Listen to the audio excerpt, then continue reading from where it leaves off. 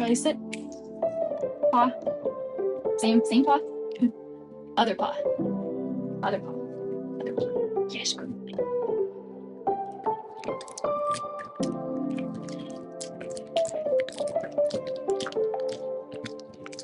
This kind of makes me want to make another ASMR video. Welcome back to another episode of Charlie and the 808. Today's video is going to be a little bit different. It's going to be a different style. Today we're going to talk about the psychology and a little bit of some ethics and the relationship between dogs and their dog owners.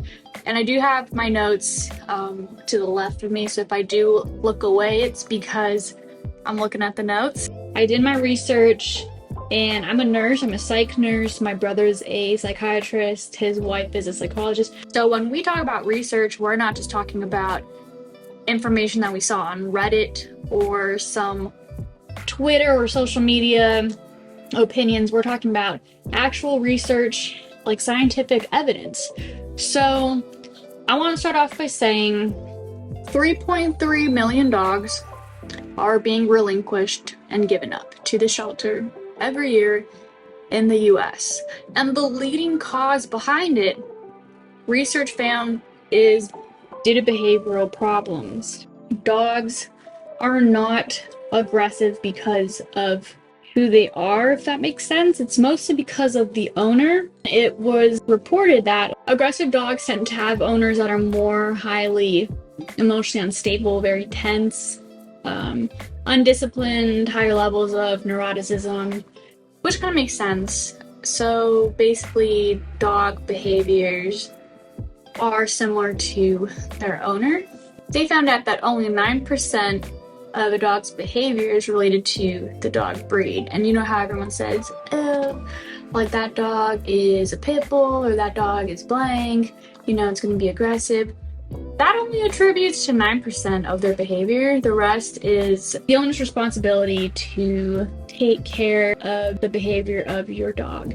They are very social and emotionally intelligent, and they communicate by looking at us. So their eye contact that they give us is how they communicate.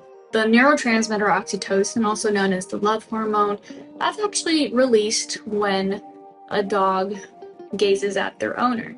And that's the same thing as when a little infant looks at their mom. It's called a positive feedback loop. So it kind of just keeps going like this. When Charlie gazes at me and I gaze back at him, we're doing a positive feedback loop of oxytocin being produced. I get a surge and he gets a surge. And this is actually proven in a study in Japan that they did. They tested oxytocin levels in urine of dogs before and after they were separated from their owner and when reunited after a couple hours. Of course, there's a surge of oxytocin produced in the owners, but there was a surge in oxytocin produced in the dogs as well.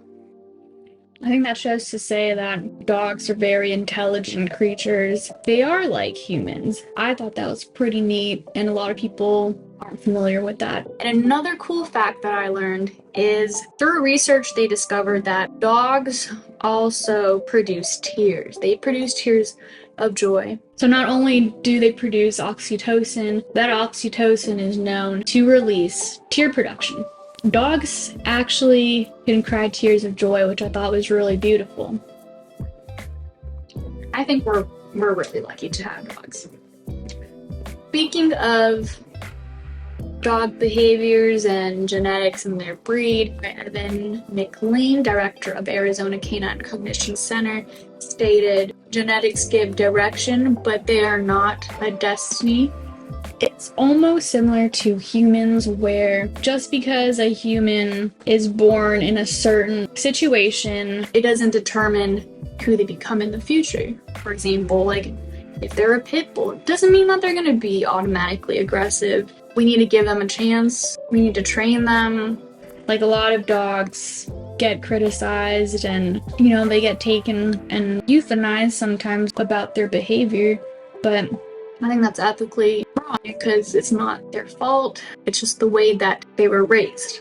I also wanted to talk about The similarities of dogs and humans are like children when they experience trauma in their childhood, it really shapes who they become in the future. This is just my statement. But we get therapy. Dogs also need training. That's how their behaviors will be modified, and that's how they're gonna learn. What I found really interesting was dogs can't feel the emotion of guilt, and it's also similar to jealousy. But jumping to the topic of ethics, like, are we ethically taking care of dogs? Like, are they truly happy and content at where they're at in the hierarchy of society, where it's this power dynamic? We have the power, dogs are our companions. Are they truly satisfied with this domesticated life? They can't survive without us. Like, if you put Charlie out there in the wild, he ain't gonna survive.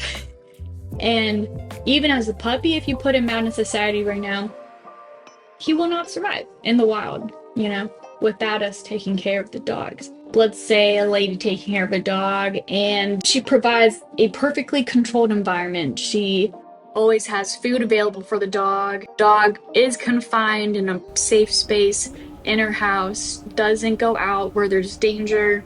From an outside perspective, the dog is in a perfect environment. The dog feels safe, it gets food. Of course, that's not a perfect life for the dog, and they're not content because they need experience, like challenges. They need to socialize, they need to interact. And as much as we think that it's a perfect life, it really isn't. Dogs trust us, and we need to give and respect the same level of trust back to our dog. We need to show them that they can trust us. Dogs don't choose their caregiver, but depending on who the caregiver is, that's going to shape who they are the rest of their life, similar to humans. I just wanted to bring up these really important ethical and psychological topics that I've been kind of thinking about for a while. And I also want to know what your thoughts are. You sleepy? You want to go to sleep? You want to go to sleep? Okay. Well, I guess that's a wrap. This guy's tired.